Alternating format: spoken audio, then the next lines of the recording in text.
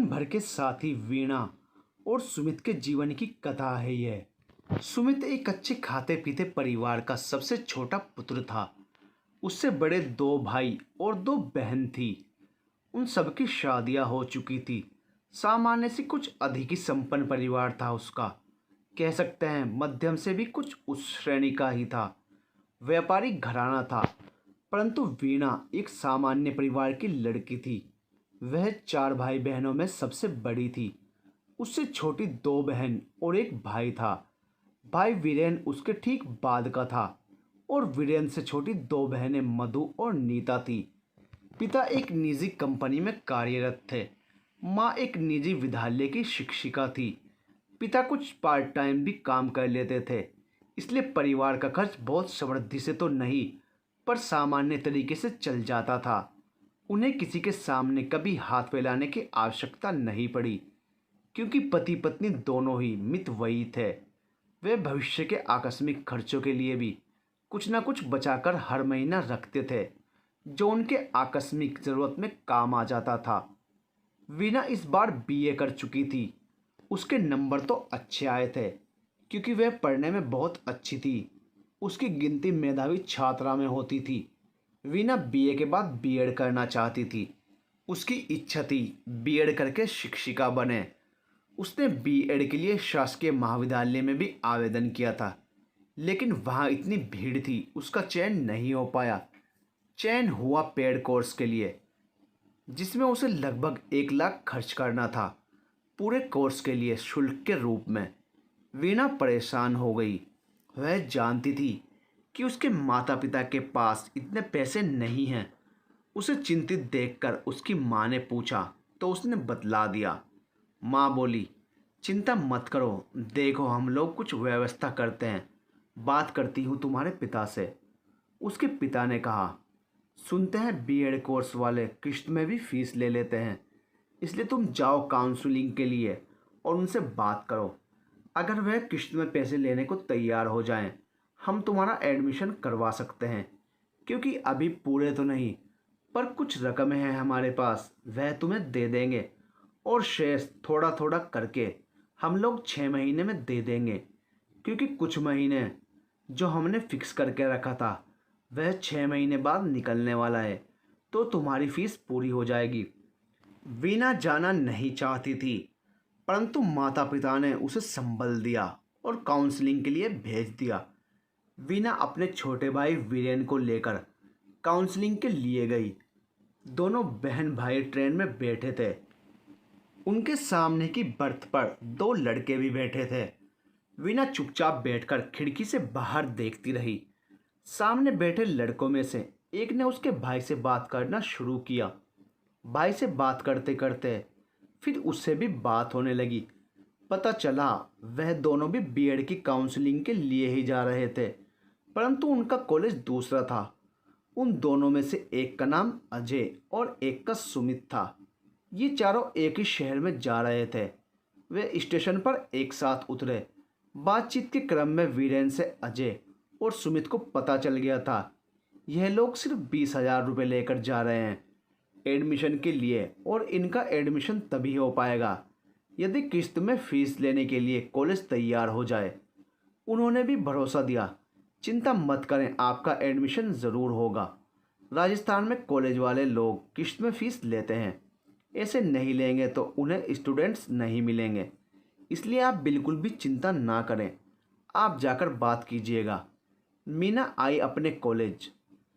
यहाँ भीड़ तो काफ़ी थी, परंतु नंबर होने के कारण उसका क्रमांक 24वें नंबर पर था। उनमें भी उसके ऊपर की कुछ लड़कियाँ नहीं पहुँची थी, इसलिए उसको काउंसलिंग के लिए 1 घंटा भी प्रतीक्षा नहीं करनी पड़ी।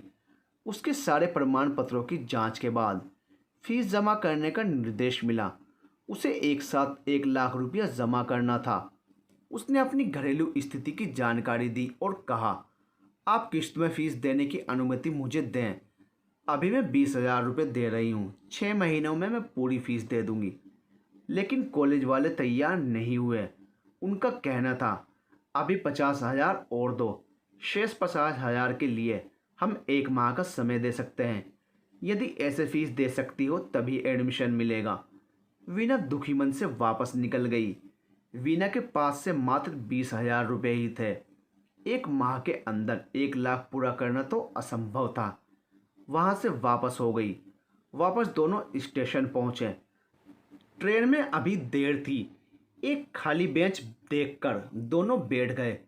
दोनों भूखे थे लेकिन इतने दुखी थे कि दोनों की कुछ खाने की इच्छा ही नहीं हो रही थी। वीरेन हिम्मत कर बोला, दीदी तुम यहाँ रुको, मैं कुछ खाने के लिए लेकर आता हूँ। भूख लगी है बड़े ज़ोरों की। वीरेन उठकर गया। वह गेट से थोड़ा पीछे ही था कि उसे आवाज़ आई किसी के पुकारने की। पलटकर देखा तो सुमित था। सुमित, वीरेन कहाँ जा रहे हो यूँ अकेले? तुम्हारी दीदी कहाँ हैं? हो गया उनका एडमिशन? वीरेन, नहीं, फीस कम रह गई इसलिए वापस भेज दिया। अब हम घर वापस जा रहे हैं। दीदी को बैठाकर मैं कुछ खाने को लेने जा रहा था। सुमित, चलो वापस, उनके कॉलेज जाना है। उनका काम हो जाएगा, बुलाओ उन्हें जल्दी। वीरेन, पर कैसे होगा? उन्होंने तो वापस। वीरेन आश्चर्यचकित था, मगर अजय उसकी बात पूरी होने के पहले बोला, बातें बाद में, पहले अपनी दीदी को बुलाओ वरना कॉलेज बंद हो जाएगा। सुमित और वीरेन तेजी से वीना के पास पहुंचे। सुमित ने कहा, मेरा एडमिशन हो गया है, अब चलिए आपका एडमिशन करवाने चलें। वीना ने कुछ बोलना चाहा परंतु सुमित ने अवसर नहीं दिया। कहा, बातें रास्ते में करेंगे वरना कॉलेज बंद हो जाएगा। तीनों कॉलेज वापस जाने के लिए स्टेशन से बाहर आए और एक टैक्सी लेकर ड्राइवर को कॉलेज का पता बताया और चल पड़े। रास्ते में वीना ने फिर पूछना चाहा तो सुमित ने ड्राइवर की ओर इशारा कर चुप रहने को कहा। वीना चुप तो हो गई परंतु वह परेशान थी। एक बार कॉलेज वालों ने वापस भेज दिया, अब कैसे ले सकते हैं उसका एडमिशन? इसी सोच विचार में डूबी रही वीना।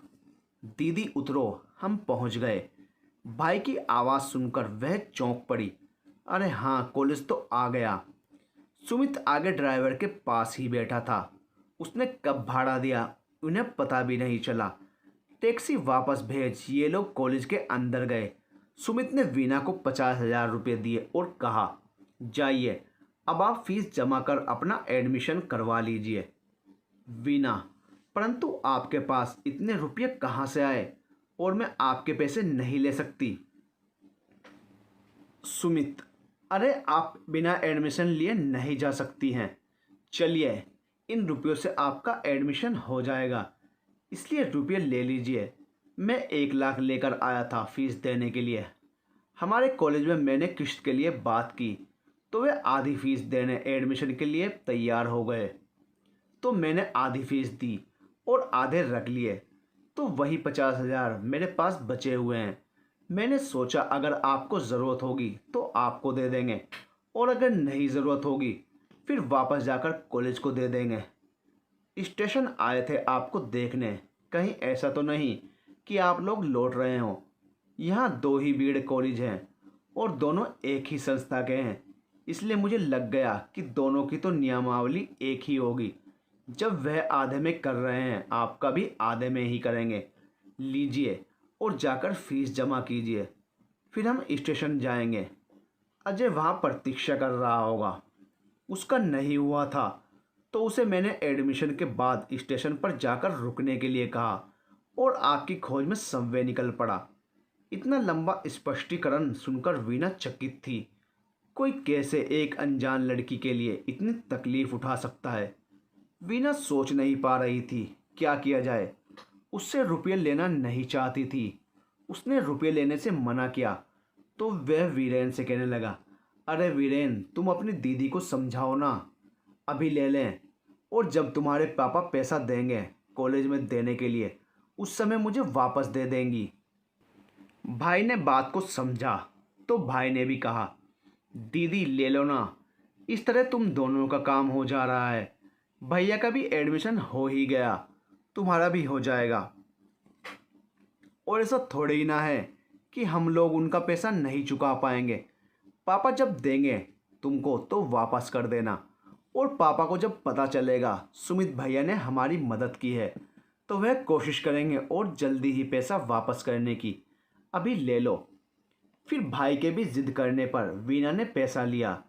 वीना ने कहा, मैं 30,000 लेती हूँ, 20,000 हैं मेरे पास। तो सुमित ने कहा, नहीं, आप पूरे रुपये रख लीजिए। आप अपने पास 20,000 रुपये रख लीजिए, फिर अगले माह रुपये 50,000 देना है, तो आपके पापा को कम रुपयों की व्यवस्था करनी होगी। आप मेरी चिंता मत कीजिए, आप अपनी सुविधा से वापस कीजिएगा। मैं पापा को बोल दूंगा मैंने 50,000 का कुछ विशेष काम किया है और पापा से पैसे लेकर कॉलेज में दे दूंगा। वीना, आप अपने घर वालों से झूठ बोलेंगे? सुमित, आपने कैसे सोचा मैं झूठ बोलूँगा? मैं कभी झूठ नहीं बोलता। यदि मैं पैसे बर्बाद करने वाला होता तो मेरे घर वाले मुझे इतने रुपए देकर अकेले नहीं भेजते। अब आप जल्दी कीजिए वरना हम बहस करते रहेंगे और कॉलेज बंद हो जाएगा। देखिए अब कितने कम लोग बचे हैं। अब वीना और मना नहीं कर सकी और उसने 50,000 रुपये अमित से लेकर फीस देकर अपना एडमिशन वहाँ करवा लिया। वीना अपना एडमिशन करवा कर बाहर आई। बाहर आने के बाद सुमित को धन्यवाद दिया और उसे कहा, मेरा प्रयास रहेगा आपके रुपये जल्दी वापस करूं। सुमित, अरे नहीं वीना जी, आप इतनी परेशान मत होइए। पहले आप कॉलेज को अगली किश्त देने की सोचिए और फिर अपनी पढ़ाई कीजिए। रुपये कहीं नहीं भागे जा रहे हैं। आखिर हम दोनों रहने वाले तो एक ही शहर के हैं, फिर इतनी परेशानी क्यों? एक शहर के होने के नाते हमारा आपका कुछ रिश्ता तो बनता है ना, इसलिए आप परेशान मत होइए। उन लोगों ने वहाँ कुछ हल्का नाश्ता किया, फिर वापस स्टेशन आए।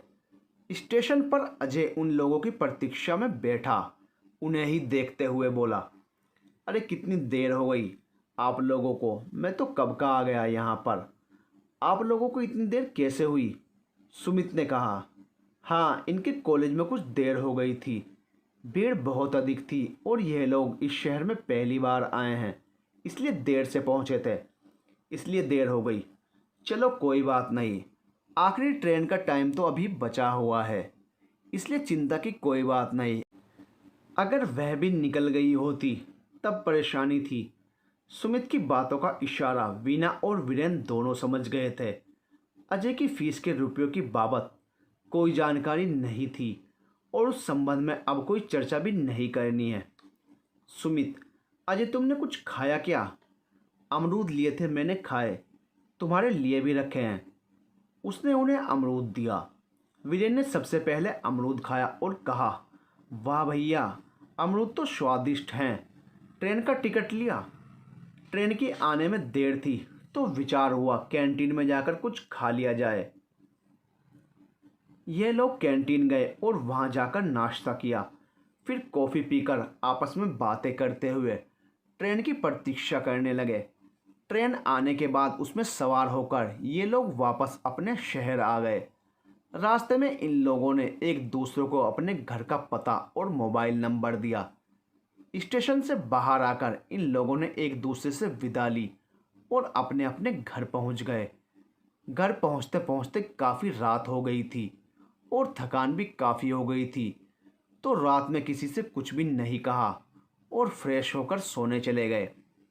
अगले दिन प्रातः वीना ने कल की सारी बातें अपने माता पिता को बताई और सुमित के द्वारा दिए गए 50,000 रुपयों के विषय में भी कहा। बताया कि उसी के कारण उसका एडमिशन हो पाया है, नहीं तो 20,000 देने पर कॉलेज वालों ने तो उसे वापस ही भेज दिया था। कहते हुए उसने सुमित के विषय में जानकारी दी। उसके पिता थोड़े घबराए भी और कहा, अनजान आदमी किसी को इतनी बड़ी राशि कैसे दे सकता है? थोड़ा संभल के रहना, क्योंकि तुम लोग दोनों ही एक ही शहर में रहोगे। पता नहीं वह कैसा लड़का हो और कुछ गलत लाभ तुमसे उठाना चाहे। वीरेन ने इसका तगड़ा विरोध किया। उसने कहा, दीदी तो नहीं लेना चाहती थी, मैंने भी दबाव दिया दीदी को एडमिशन हो जाए और उन्होंने देने की बात की। ना तो आप इतना क्यों परेशान होते हैं? जैसे किश्त कॉलेज में देते तो सुमित भैया को लौटा दीजिएगा। अगले महीने व्यवस्था करके दीदी के कॉलेज की फ़ीस पूरी कर दीजिए, फिर सुमित भैया को भी पैसे लौटा दीजिएगा। और सुमित भैया ने दिन भर और ट्रेन में इतनी देर हमारे साथ रहे, इतनी देर में कुछ भी ऐसी गलत हरकत नहीं की जिससे हमें लगे कि वह कोई गलत आदमी है।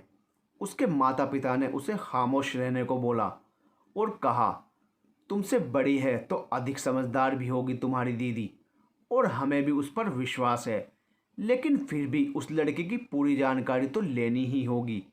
पिता का नाम और पता जो बता रहे हो वह तो इस शहर के बड़े लोगों में गिने जाते हैं, और इतने बड़े लोग, इतने पैसे वाले लोग कभी किसी के लिए मुफ्त में कुछ भी नहीं करते। इसी से मुझे डर लग रहा है, और तुम्हारी दीदी भी इसलिए पैसे नहीं ले रही होगी। खैर छोड़ो, अब जो हो गया वो हो गया, लेकिन आगे सावधान रहना। वीना का बीएड का क्लास अगले सप्ताह से प्रारंभ हो रहा था, इसलिए वह व्यस्त हो गई अपनी तैयारियों में।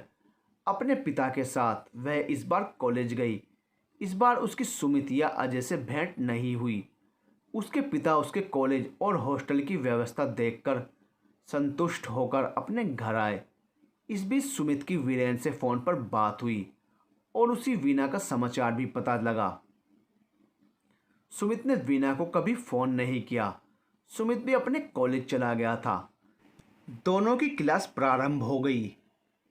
वीना को पता भी नहीं चला और सुमित उसके कॉलेज आकर शेष फीस जमा कर गया था। दशहरे की छुट्टियों के पहले जब वह फीस प्रभारी से फीस के लिए थोड़ी और मोहलत मांगने गई, तब उसे पता चला। प्रभारी ने बताया उसके घर वाले आकर दे गए। वह आश्चर्यचकित हुई थी। पापा या वीरेन होते तो उससे अवश्य मिलते, फिर और कौन हो सकता है? कहीं सुमित तो नहीं? नहीं, सुमित का नंबर उसके पास नहीं था। वीरेन के मोबाइल में था, तो सोचा अभी छुट्टियों में घर जाना है, तभी बात करेगी। अभी फ़ोन से बात करने पर पापा और परेशान हो जाएंगे। दशहरे की छुट्टियों में सुमित भी अपने घर आया था और वीना भी अपने घर पर आई थी। सुमित की वीरेन से अक्सर बात होती थी। उसी से पता चला वीना भी घर जाएगी दशहरे में। वीरेन, पता है भैया, हमारे यहाँ पूजा हो रही है, दुर्गा माँ की कलश स्थापना की हुई है। सुमित, अरे वाह वीरेन, तुम्हारे यहाँ दशहरा पूजा का आयोजन हो रहा है। दशहरे की पूजा में हमें नहीं बुलाओगे पूजा देखने? वीरेन, क्या बात करते हैं भैया, आपका घर है, आप जब आना चाहें आ जाएं। सुमित, ठीक है, तो मैं नवमी के दिन आऊँगा। क्या मैं अपने पूरे घर वालों के साथ तुम्हारे यहाँ आ सकता हूँ? अपने माता पिता से भी एक बार पूछ लेना और अपनी दीदी से भी बात कर लेना, तब मुझे बताना। फिर मैं अपने माता पिता और पूरे परिवार के साथ तुम्हारे घर आना चाहूँगा, यदि तुम्हारे परिवार की अनुमति हुई तो। सुमित ने यह बातें वीना और अपने माता पिता को बताई। उसके माता पिता तो हैरान हो गए। मनोहर जी, वीना के पिता। हाँ, बोल दो आने के लिए, हम उनके अनुग्रही ही हैं, और वह लड़का सुमित लगता है सच में अच्छा है, तभी तो अकेले नहीं आकर अपने परिवार सहित आना चाहता है। तभी वीरेन ने फ़ोन करके सुमित को कहा, पापा मम्मी ने कहा है भैया आप पूरे परिवार के साथ आइए, हम लोग आपका स्वागत करेंगे। उन्होंने तो यह भी कहा था कि नवमी क्यों, आप तो आज भी आ सकते हैं, हमारे यहाँ तो रोज़ पूजा हो रही है। अभी दोनों समय आप कभी भी आ सकते हैं। सुमित, नहीं, नवमी के दिन ही आएंगे। उस दिन विशेष पूजा होती है, हवन भी होता है, तो हम लोग उसमें शामिल होना चाहेंगे। तुम पूजा का समय बता देना। आज सुमित और उसके परिवार को आना है। पूजा की सारी व्यवस्था हो गई है, पंडित जी के आते ही शुरू हो जाएगी, फिर हवन और कन्या पूजन होगा। सुमित भी परिवार सहित आने ही वाला होगा, उन्हें भी तो पूजा में शामिल होना था। इन लोगों ने उनके स्वागत के लिए भी तैयारियां की थी। पहली बार उनके घर सुमित का परिवार आ रहा था। वीना की माँ घर को व्यवस्थित करने में लगी थी। इसमें वीना भी सहायता कर रही थी और उसकी छोटी बहनों ने भी सहायता की थी। वीना के पापा बहुत परेशान थे कि वे लोग क्यों आ रहे हैं, कहीं ऐसा तो नहीं यह देखने आ रहे हैं कि दिया गया कर्ज वापस करने की स्थिति में है या नहीं। कॉलेज से घर आते ही वीना ने फीस की बाबत बताते हुए पूछा था किसके द्वारा उन्होंने फीस भेजी थी और उसे बताया क्यों नहीं। सुनकर पूरा परिवार आश्चर्यचकित रह गया था। पापा ने कहा, क्या कह रही हो? मैं किसी को भेजता तो तुम्हें बताता तो। मैं तो अभी व्यवस्था में ही लगा हूँ। अपने कार्यालय में भी आवेदन दिया है कर्ज के लिए। अभी सुमित का कर्ज भी तो लौटाना है। सुमित का नाम आते ही वीना ने वीरेन से सुमित का नंबर लेकर उसे फ़ोन किया और उससे फीस की बाबत पूछा। वीना ने पहली बार फ़ोन किया सुमित को, और वह भी फीस के लिए। सुमित ने स्वीकार किया। वीना बहुत नाराज़ हुई और कहा, ऐसा क्यों किया आपने? 20,000 मेरे पास थे ही, और पापा 1-2 दिन में देने वाले थे। मैं फीस जमा कर देती। सुमित, अरे आप इतना क्यों परेशान होती हैं? पापा जब देंगे तो आप मुझे दे दीजिएगा। आप अपनी पढ़ाई पर ध्यान दीजिए। आराम से जमा करते रहिए रुपये। जब 1 लाख पूरे हो जाएंगे तो मुझे दे दीजिएगा। अभी आपको फिर से फीस के लिए परेशान किया जाता। मैं अपने लिए रुपये लेकर आया था फीस के, इसलिए मैं आपके लिए भी लेकर आया था, और अपने कॉलेज में देने के साथ आपके कॉलेज में भी जाकर दे दिए। यह शहर तो पराया है, पर हम दोनों एक शहर के होने के नाते अपने हैं। यह बातें भी वीना ने अपने पापा को बता दी थी। उसके पापा इससे भी परेशान थे, क्योंकि वह जल्दी 1 लाख दे पाने की स्थिति में नहीं थे। इसलिए वे थोड़े घबराए से थे। वे चौंके जब पत्नी सुनीता ने आकर कहा, अरे आप क्या सोच रहे हैं? बाजार से कुछ मिठाइयाँ ले आइएगा। मैं घर में सब्जी वगैरह बना रही हूँ। अब आएंगे तो पूजा के बाद उन्हें खाना खिलाकर ही हम लोग भेजेंगे। वीना के पिता महेंद्र जी से कहा, सुनीता, वो कितने लोग आएंगे पता नहीं। हमारा छोटा सा घर है, कहाँ बैठाएंगे? उन्हें पूरी जगह भी नहीं है बड़े लोगों के लायक। वीना, क्या पापा, आप इतने परेशान क्यों हो रहे हैं? अरे हमारी स्थिति जो है सो है। क्या उन्हें पता नहीं हमारी स्थिति का? हमारी स्थिति जानते हुए अगर वह अपने पूरे परिवार सहित आ रहे हैं तो यह उनके सोचने का काम है। हम तो खुशी और सम्मान से उनका स्वागत करेंगे। अब हम उनके लिए नया घर तो नहीं ला सकते हैं ना। आप बिल्कुल चिंता मत कीजिए। कर्ज के पैसों की तो आप बिल्कुल ही चिंता मत कीजिए। उनके मांगने के पहले ही हम लोग बोल देंगे। सुमित को भी बोल देंगे कि हम उन्हें खुद ही जल्दी से जल्दी चुका देंगे। वीरेन, दीदी, सुमित भैया को कुछ मत बोलना।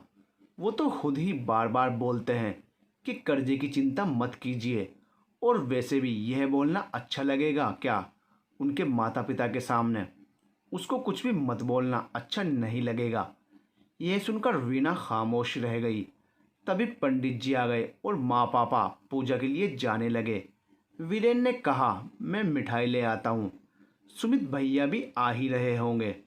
वीना के पापा और माँ पंडित जी के साथ पूजा घर में चले गए और पूजा प्रारंभ करने की तैयारियां करने लगे।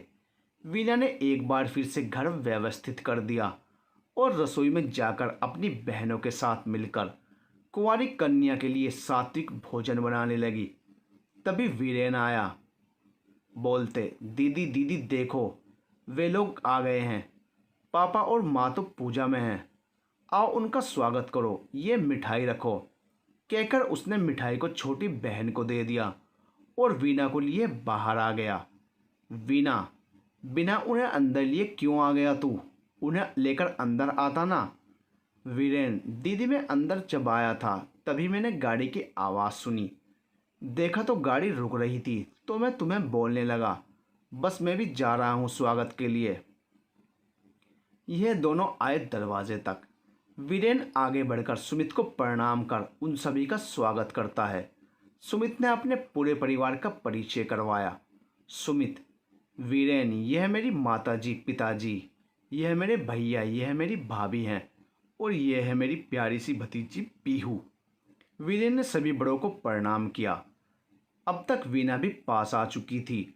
उसने भी सभी को प्रणाम किया और सबको लेकर ड्राइंग रूम में आई और सबको बैठा दिया। तब तक उसकी छोटी बहन पानी लेकर आ गई। सभी को पानी दिया। वह बोली, मैं चाय लेकर आ रही हूँ।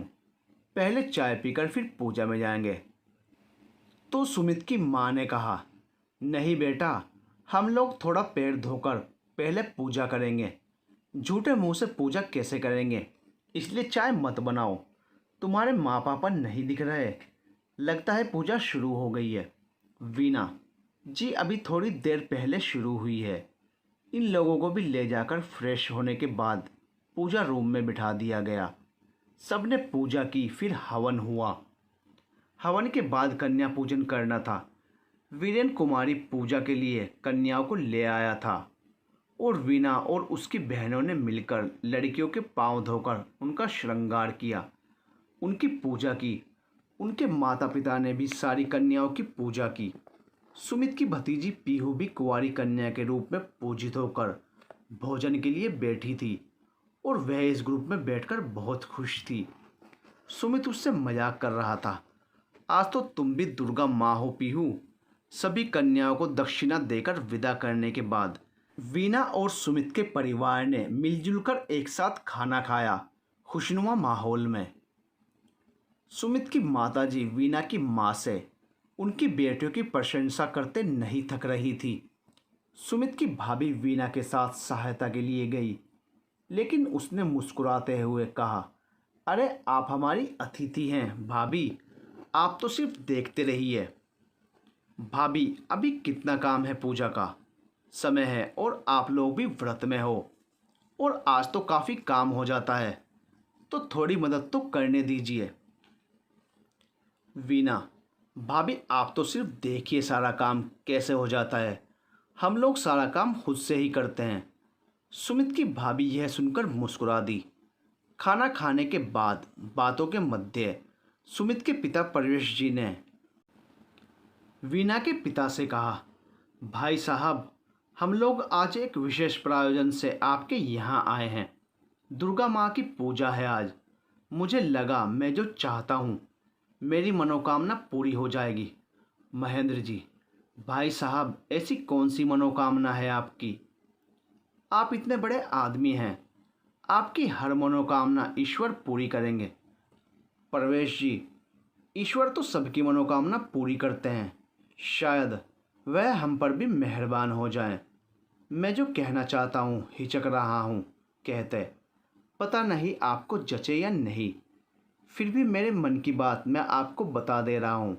यदि आपको पसंद हो तब तो कोई बात नहीं, लेकिन पसंद नहीं हो तो ना कहने के लिए आप स्वतंत्र हैं। महेंद्र जी, ऐसी क्या बात है, आप कहें तो।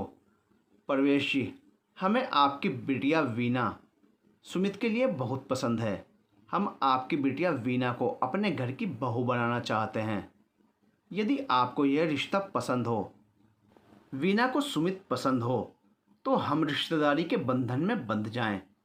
यह सुनकर सभी लोग आश्चर्यचकित रह गए।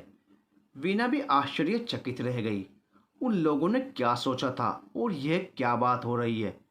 परवेश जी, तुम अच्छी तरह से सोच लो। बिटिया हमारी ओर से कोई ज़बरदस्ती नहीं है।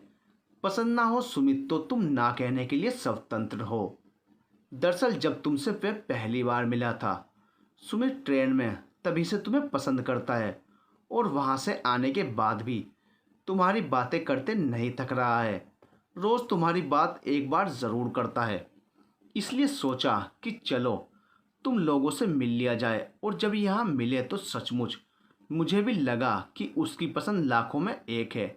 हम ढूंढने जाते तो तुम्हारे जैसी लड़की शायद हमको कभी नहीं मिलती, लेकिन फिर भी मैं तुम्हें कहूँगा, तुम अच्छी तरह सोच लो।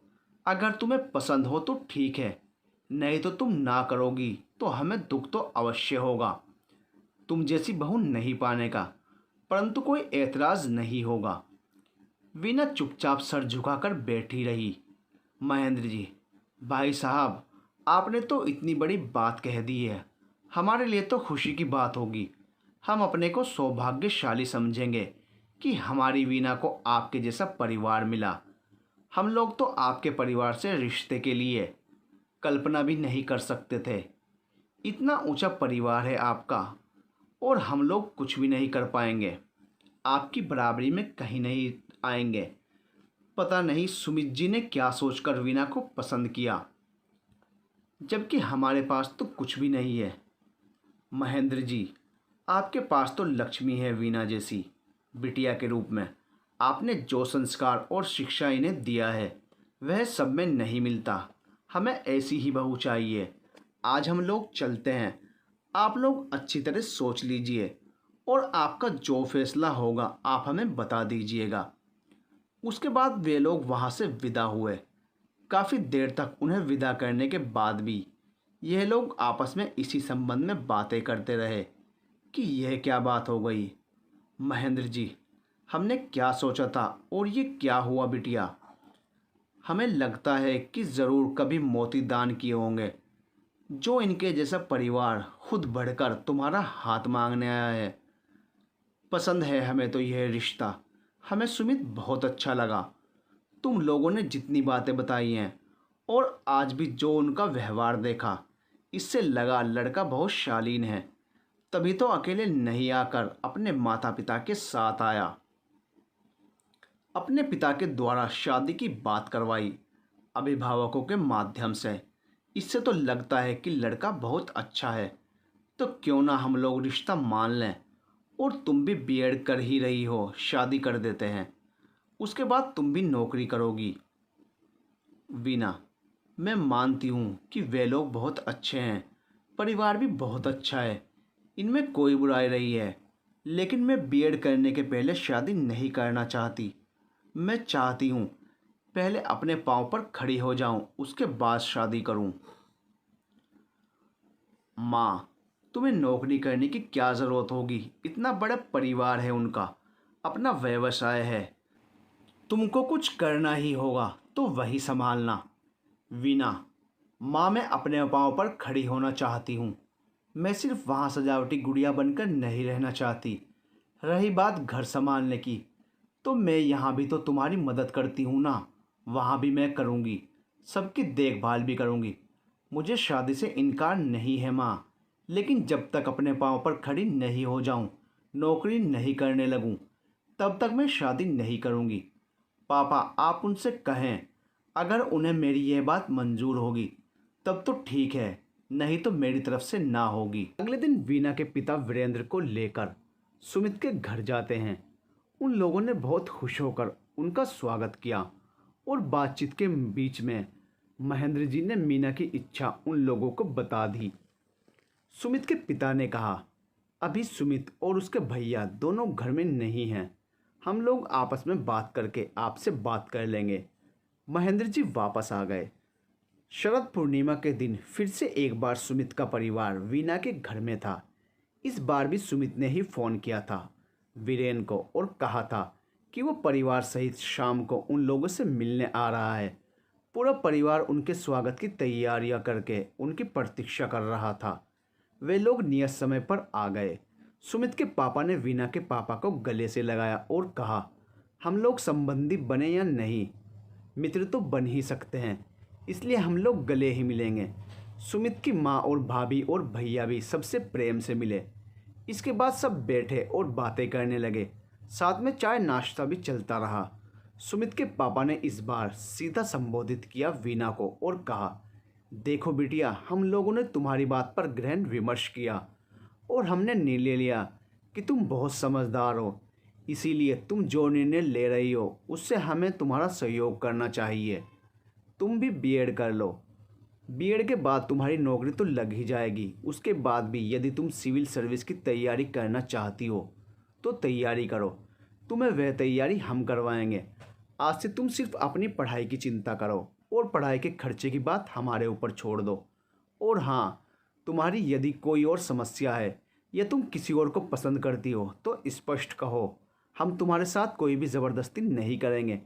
परंतु यदि बात सिर्फ तुम्हारी पढ़ाई की और नौकरी की है, किसी काबिल बनने की है, तो उसमें हम तुम्हारा पूर्ण सहयोग देंगे। और तुम दोनों की शादी भी तभी होगी जब तुम कहोगी कि अब तुम शादी के लिए तैयार हो। अब तुम अपनी बात कहो स्पष्ट रूप से। मैं तुम्हें एक बात और स्पष्ट रूप से बता दूं कि मैंने जो भी कहा है इसमें मेरे दोनों बेटे की, उनकी माँ की और मेरी बहू की भी सहमति है। अर्थात आवाज़ मेरी थी परंतु फैसला हम सभी का था। अब तुम मुझे कहो, तुम क्या चाहती हो। वीना नजरें झुकाए चुप रही। सुमित की माँ ने कहा, बिटिया, तुम्हारी खामोशी को तुम्हारी लज्जाशीलता समझे या तुम्हारा इनकार। वीना ने अपने माता पिता की ओर देखा तो उसके पिता ने कहा, यदि तुम्हें इनकार हो तो उठकर चली जाओ यहाँ से, और यदि रिश्ता स्वीकार है तो उठकर सभी बड़ों का चरण स्पर्श करो। मैं समझ रहा हूँ तुम शर्मा भी रही हो, पर इतना करने में तो कोई बुराई नहीं है। वीना उठी और सुमित के माता पिता को प्रणाम किया, फिर भैया भाभी को भी प्रणाम किया और माँ के पास आकर उसके आंचल में अपना चेहरा छुपा लिया। सुमित की भाभी नेहा ने आकर वीना को खींचकर अपने गले लगा लिया और कहा, अरे देवरानी जी, अभी इतना शर्माओगी तो शादी के समय क्या करोगी? कुछ शर्म बचा कर रखो उस समय के लिए। और उसे लिए उसके कमरे में चली गई। सुमित की माँ ने एक बैग माधुरी के हाथ में देकर कहा, बहन जी, इसमें वीना के लिए कुछ जेवर और कपड़े हैं, आप उसे बोलिए पहनने के लिए, हम लोग रोका अभी कर लेंगे। शादी तो जब वीना कहेगी तभी होगी, और उसे अपने मुंह से ही बोलना होगा कि वह तैयार है। हम कभी नहीं पूछेंगे उससे, और हम लोग हमेशा शादी के लिए तैयार हैं। जिस दिन वीना बोल देगी उसी दिन शादी होगी। एक बात और, आज के बाद आप वीना की कोई चिंता मत कीजिए। उसकी शिक्षा में जो भी खर्च होगा वह हमारा होगा। अगर वह सिविल सर्विस के लिए तैयारी करेगी तो जहाँ जाकर भी तैयारी करेगी वहाँ का हॉस्टल का खर्चा, पढ़ाई का खर्चा हम करेंगे। अब वह हमारी बहू है और आपके पास वह हमारी अमानत है, इसलिए आप उस पर खर्च करने से हमें रोकेंगे नहीं। वीना के माता पिता तो ऐसा परिवार पाकर अपने आप को भाग्यशाली समझ रहे थे। उनकी बेटी के लिए घर बैठे इतना अच्छा परिवार मिल गया है। माधुरी पैकेट लेकर अंदर गई और नेहा को देकर बोली, बिटिया लो, तैयार कर दो। उसी दिन वीना और सुमित की शादी तय हो गई, साथ ही रोका भी हो गया। घर वापस जाने के पहले सुमित ने कहा, वीना, क्या मैं बात कर सकता हूँ तुमसे थोड़ी देर? अपने 10 मिनट दोगी मुझे? वीना ने कहा, जी बोलिए, क्या कहना है? सुमित, तुम ये कभी नहीं सोचना कि हमारी ओर से तुम्हारे साथ कभी भी कोई ज़बरदस्ती होगी। तुम्हारी जो इच्छा होगी तुम निसंकोच कहना। जब तुम्हारे पापा जाकर तुम्हारी इच्छा घर में बता कर आए तो पिताजी ने भैया और मुझसे पूछा, हम सभी से राय जानना चाहिए। भैया ने तो स्पष्ट कहा, राय सुमित की जानी है क्योंकि शादी तो सुमित को करनी है। तो मैंने ही कहा था, जिस दिन तुम कहोगे शादी करने के लिए उसी दिन करूँगा शादी, और जब तक तुम पढ़ना चाहोगी मैं तुम्हें पढ़ने दूंगा। तुम चाहो तो बीएड करने के बाद नौकरी ज्वाइन कर लो, चाहो तो पीसीएस की तैयारी के लिए दिल्ली जाकर कोचिंग करना। मैं हर बात में तैयार हूँ, हर कदम पर तुम्हारे साथ हूँ। आज से हम दोनों मानसिक रूप से पति पत्नी हैं, इसलिए तुम्हारी हर जिम्मेदारी मेरी जिम्मेदारी है। मेरी जिम्मेदारी हो, कभी भी किसी भी चीज़ की ज़रूरत हो, कोई भी परेशानी हो तो तुम निसंकोच मुझसे कहना। अपनी किसी भी समस्या के लिए अब अपने पापा को परेशान मत करना। चलो, फ़िलहाल तो तुम भी बीएड करो, मैं भी करूँगा। वैसे तुम भी जानती हो मैं बीएड कर रहा हूँ शौकिया तौर पर। हो सकता है मैं स्कूल खोल लूँ, परंतु मैं किसी स्कूल में जाकर नौकरी नहीं करूँगा, मैं व्यवसाय ही करूँगा। इसलिए मैं चाहता हूँ तुम भी अपनी इच्छा पूरी करो। क्या तुम मुझसे सहमत हो वीना? जी मैं सहमत हूँ। सुमित, अरे ये जीजी क्या करना शुरू कर दिया? तुम्हारी वह बेबाक बोली कहाँ चली गई? वैसे जब ट्रेन में तुमने किसी को अपनी ओर घूरते देखकर उसकी जमकर क्लास लगाई थी और उसे अपनी सीट छोड़कर जाने पर मजबूर कर दिया था। वीना, यह आपने देखा था क्या? सुमित, देखा था। उसी खाली सीट में आकर मैं अजय के साथ बैठ गया था और हमें बैठा देखकर तुमने ऐसा मुंह बनाया जैसे तुम्हारे मुंह में किसी ने जबरन निबोली डाल दी हो। तुम्हारे उसी व्यवहार, साहस और बेबाकी पर तो मैं तुमसे प्रभावित हो गया था, और तभी मैंने एक निर्णय कर लिया था। ईश्वर से प्रार्थना भी की थी कि ईश्वर मेरा साथ देना, यही लड़की मेरी सहधर्मिणी बने। मैं तब से रोज़ यही प्रार्थना करता हूँ, आस्तिक बन गया हूँ। मैं सुबह उठने के बाद और रात में सोने से पहले एक बार ईश्वर से तुम्हारे और अपने लिए प्रार्थना करता हूँ। वीना और सुमित की सगाई हो गई। यह दोनों अपनी बीएड की पढ़ाई में व्यस्त हो गए। दोनों का प्रशिक्षण समाप्त हुआ। प्रशिक्षण में प्रायोगिक प्रशिक्षण भी दोनों ने सफलतापूर्वक पूरी की और फिर परीक्षा में सम्मिलित हुए और रिजल्ट भी अच्छा हुआ। इसी बीच दोनों परिवार समय समय पर सुखद माहौल में मिलते रहे। सुमित भी प्रशिक्षण के दौरान भी छुट्टी के दिनों में वीना को ले जाकर वीना से मिलता और उसे बाहर घुमाने भी ले जाता। वापस आकर फिर कॉलेज के हॉस्टल तक छोड़ देता। इस बीच उसकी प्रत्येक आवश्यकता का ख्याल रखता। कोर्स की कापियों किताबों से लेकर उसके सभी प्रोजेक्ट का भी वह ध्यान रखता और उसके कुछ भी बोलने के पहले वह सामान उसे दे देता। उसने प्रशिक्षण में वीना के घर वालों का कुछ भी पैसा खर्च नहीं होने दिया। यहाँ तक कि शैक्षणिक भ्रमण पर जाने के लिए वीना तैयार नहीं थी, लेकिन सुमित ने उसे जाने के लिए प्रोत्साहित किया और उसका खर्च भी आवश्यकता से अधिक ही दिया, क्योंकि वह भी बीएड कर रहा था और वह भी शैक्षणिक भ्रमण पर जा रहा था। इसलिए उसे पता था कितने रुपए कॉलेज को देने हैं। इसलिए इसमें वीना का कोई बहाना नहीं चला और वो उसे भी भ्रमण पर कॉलेज के साथ भेजा गया। बीएड की परीक्षा देने के बाद घर आते समय दोनों साथ साथ ही थे। उसने वीना के पापा से फ़ोन करके कहा, पापा मैं भी तो वापस लौटूंगा, तो फिर आपने वीना को लेने आने की आवश्यकता क्या है? हम दोनों साथ में आ जाएंगे। आप लोगों को कोई परेशानी तो नहीं? महेंद्र जी, अरे नहीं बेटा, ऐसा क्यों कहते हो? वीना सबसे अधिक सुरक्षित आपके साथ है। और इस तरह वीना और सुमित एक साथ ही आए। परीक्षा के पहले भी सभी सामान के साथ वापस आने में सुमित ने ही सहायता की थी। एक साथ गाड़ी बुक करके तीनों आए थे। तीनों अर्थात सुमित, वीना और अजय। अजय और सुमित एक ही कॉलेज में थे और वे रूममेट थे। उन लोगों ने अपने साथ साथ वीना के जाने के लिए भी व्यवस्था कर ली। परीक्षा के लिए जाते समय भी सुमित ही वीना को साथ लेकर आया था और फिर उसके हॉस्टल में छोड़कर समवे चला गया था। अपने कॉलेज में सुमित अपनी पूरी जिम्मेदारी निभा रहा था। बीएड की परीक्षा खत्म होने के बाद सुमित ने वीना से कहा, जैसा कि मुझे पता चला था प्रारंभ में ही कि तुम पीसीएस करना चाहती हो, तो ऐसा करो, तैयारी के लिए तुम दिल्ली चली जाओ। मैं तुम्हारी व्यवस्था वहाँ गर्ल्स हॉस्टल या गर्ल्स पीजी में करवा देता हूँ। यदि तुम्हारी कोई और सहेली वहाँ हो तो तुम सुविधा के लिए साथ में भी रह सकती हो। जैसे तुम्हें सुविधा हो वैसे करो, लेकिन तुम तैयारी करो यूपीएससी की और तुम सेंट्रल सर्विस की परीक्षा दो। वीना, इतने पैसे तो खर्च हो रहे हैं, अभी बीएड में भी इतना पैसा खर्च कर दिया। स्कूल के लिए, नौकरी के लिए ट्राई करें, वह परीक्षा देते हैं, फिर यूपीएससी के लिए नए सिरे से तैयारी करने की क्या आवश्यकता है? सुमित, आवश्यकता है ना। अभी तुमने बीएड की परीक्षा दी है, इसका रिजल्ट आते और नौकरी होते साल 2 साल लग जाएंगे, 3-4 साल भी लग सकते हैं। इस बीच में तुम खाली बैठकर क्या करोगी? तो कर लो प्रयास यूपीएससी के लिए। यदि हो जाता है चयन तो बड़ी कुर्सी संभालोगी।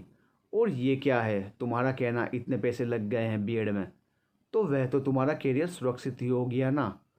अगर यूपीएससी नहीं हुआ तो टीचिंग जॉब तुम्हारी तय होगी ही। इस तरह उसे दिल्ली जाने के लिए तैयार कर लिया। सुमित के पापा और भैया ने मिलकर दिल्ली में वीना के रहने की पूरी व्यवस्था कर दी। सुमित के भैया ने खुद वहां जाकर पीजी देखा, वहां की व्यवस्था देखी और एक अच्छे पीजी में वीना के रहने की व्यवस्था की और अच्छे श्रेणी के कोचिंग में उसका नामांकन करवा दिया। और सुमित के भैया भाभी खुद वीना के साथ जाकर उसे वहाँ सब कुछ दिखाकर और पूरी व्यवस्था कर फिर वापस आए। हर महीने एक अच्छी खासी राशि, जो दिल्ली में रहने, खाने, पढ़ाई के लिए पूरा होने से भी अधिक थी, प्रत्येक माह वीना के खाते में डाल दिया जा रहा था। सुमित के परिवार के द्वारा, उसके पापा के द्वारा कोचिंग की पूरी फीस भी दे दी गई थी। भाभी ने वीना से कहा, तुम कभी भी किसी भी तरह का संकोच मन में मत लाना। परिवार के लिए जैसी मैं हूँ बहू, वैसी ही तुम भी हो। भले ही समाज के सामने तुम्हारा सिर्फ रोका हुआ है, लेकिन हमारी नज़रों में तुम इस परिवार की बहू हो। इस कारण तुम्हारी पूरी जिम्मेदारी परिवार की है। जैसे मैं निसंकोच अपने पूरे खर्चे के लिए परिवार से अधिकार सहित अपनी मांग रखती हूँ, उसी तरह तुम भी निसंकोच कह सकती हो। तुम्हारा भी वही अधिकार है जो मेरा है।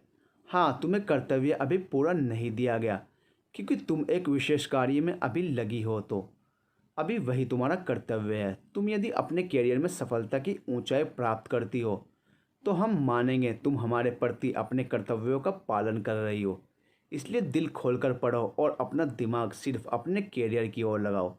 जब तुम्हारा करियर बन जाएगा और सुमित से तुम्हारी शादी हो जाएगी, तब सुमित और परिवार के प्रति अपने अन्य जिम्मेदारियों का निर्वहन करना।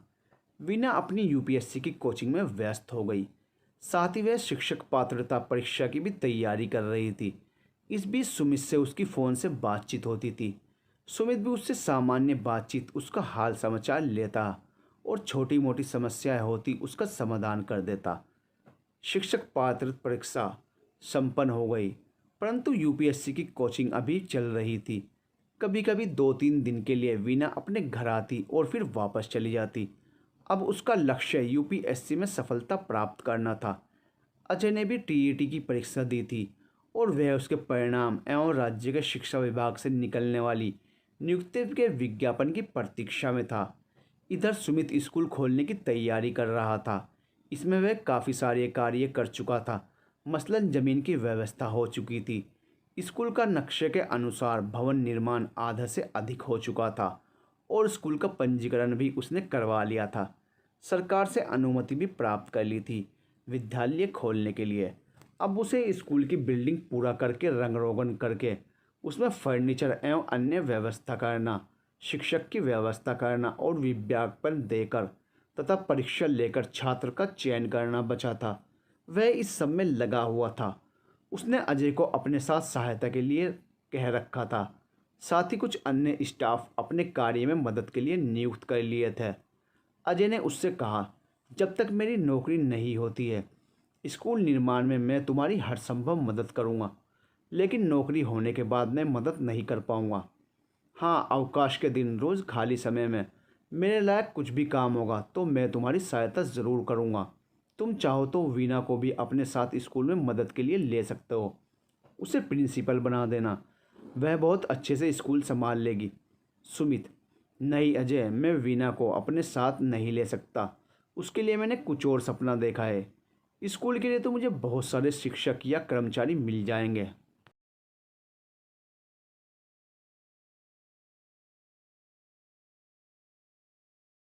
टीईटी का परिणाम आ चुका था।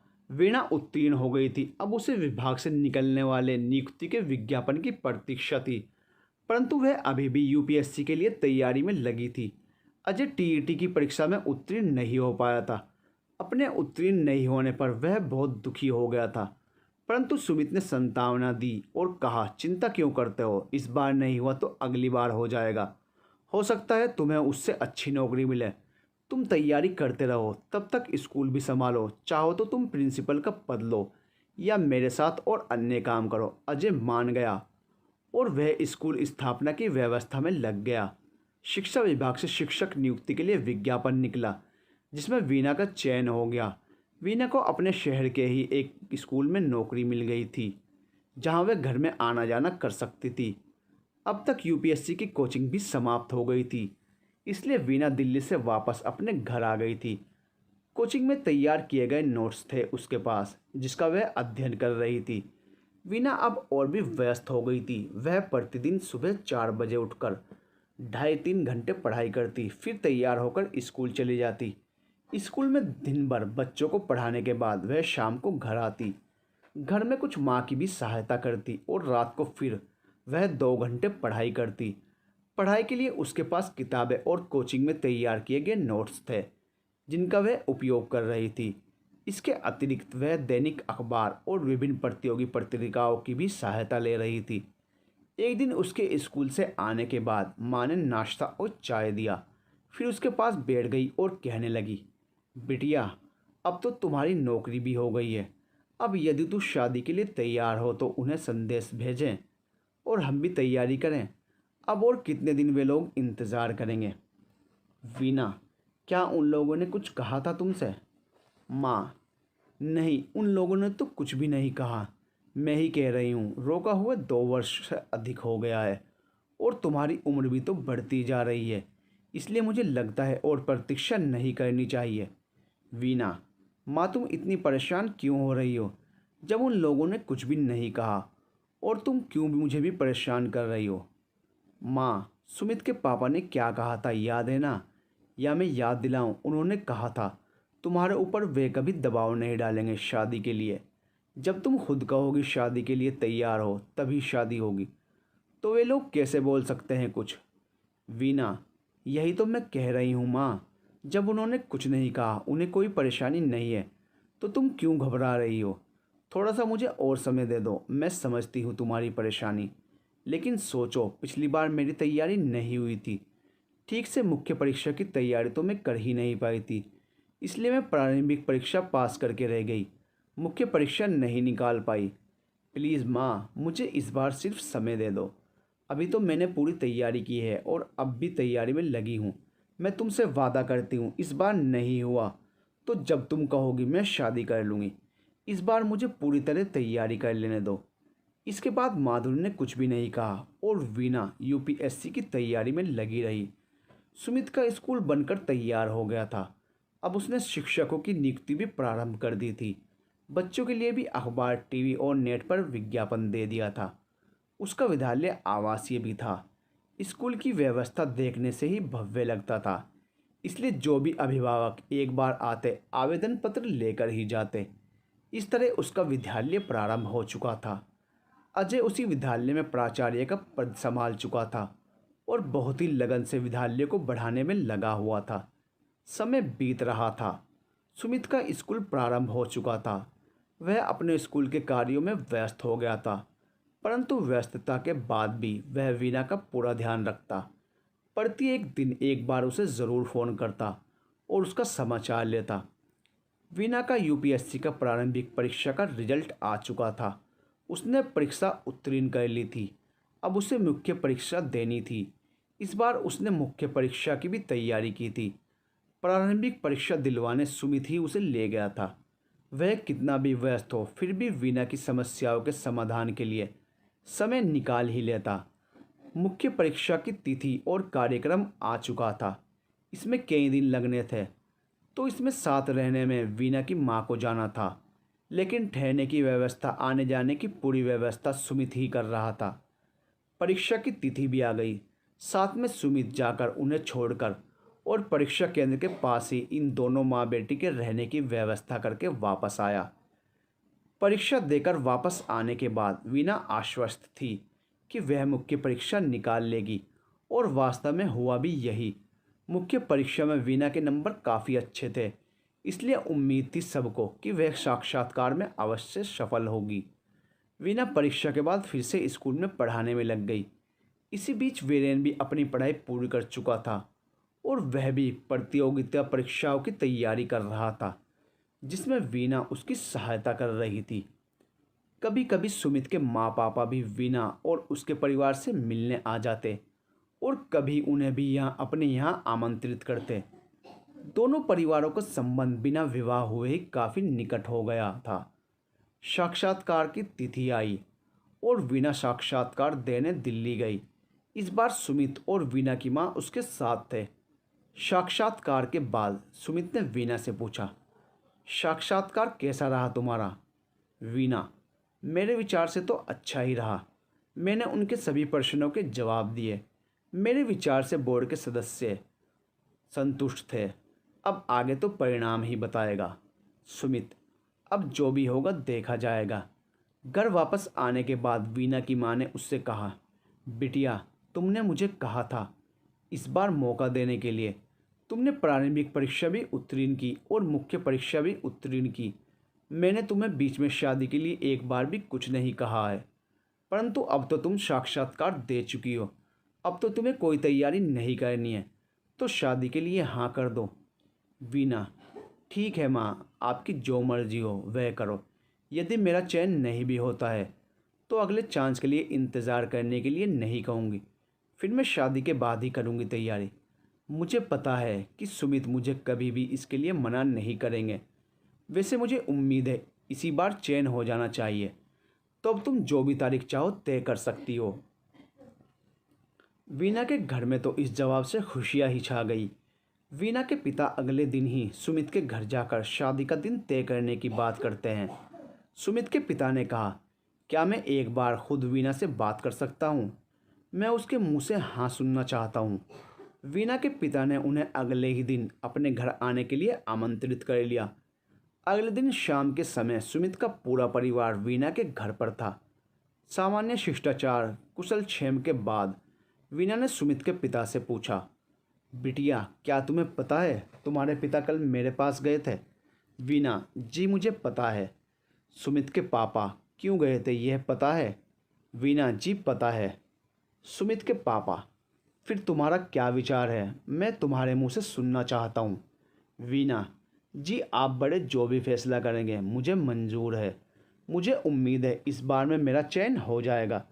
फिर मुझे प्रशिक्षण में जाना होगा, इसमें भी समय लगेगा, आगे आप लोग जो उचित समझें।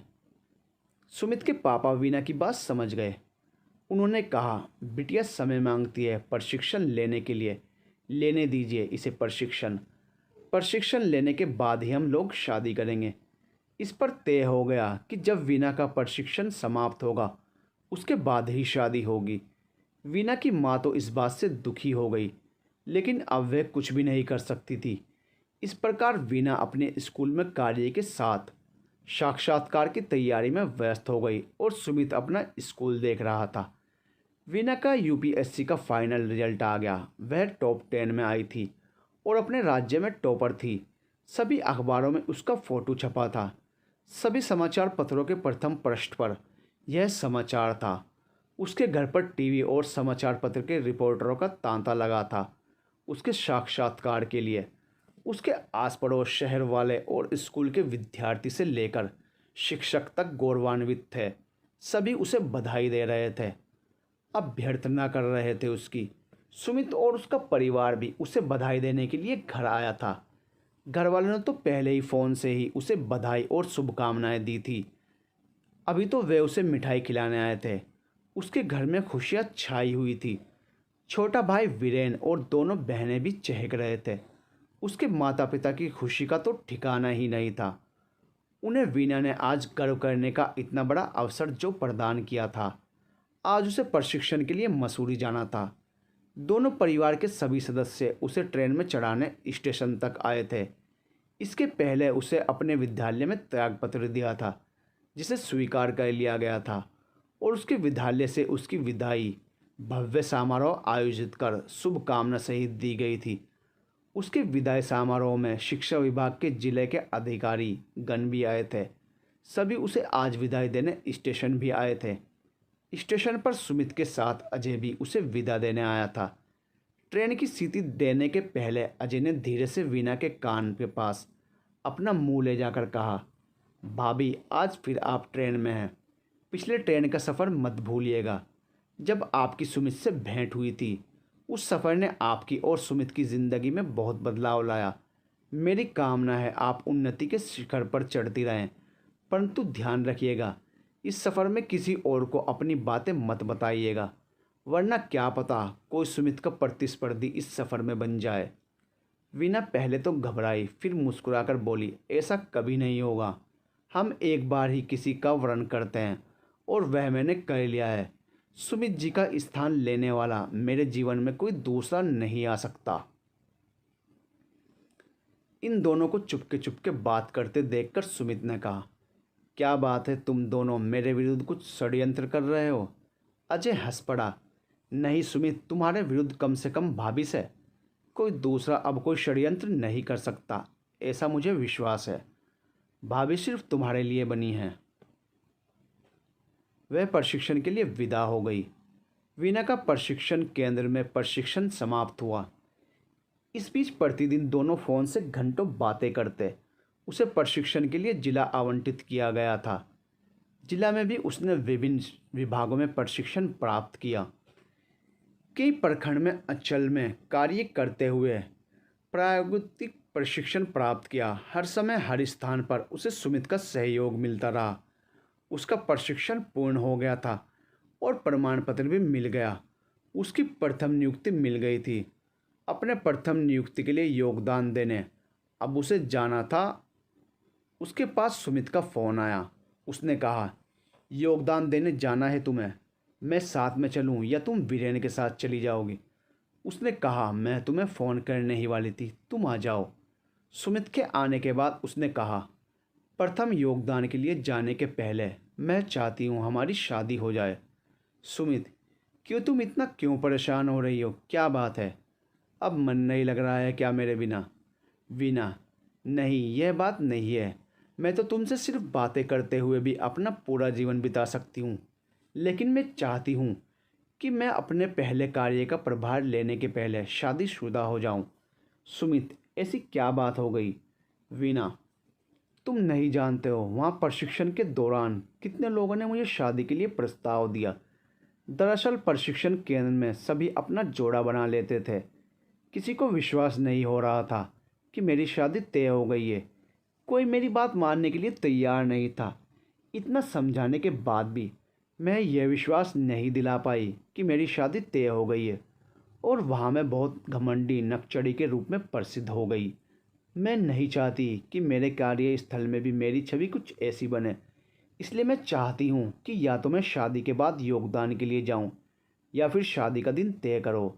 योगदान देकर मैं अवकाश लूँ और उस समय में हमारी शादी हो जाए, और अभी मैं तुम्हारे साथ ही जाऊँ योगदान के लिए, और वहाँ तुम्हारा परिचय अपने मंगेतर के रूप में करवाऊँ, जिससे किसी को भी मेरे विषय में कुछ भी गलत सोचने का अवसर ना मिले।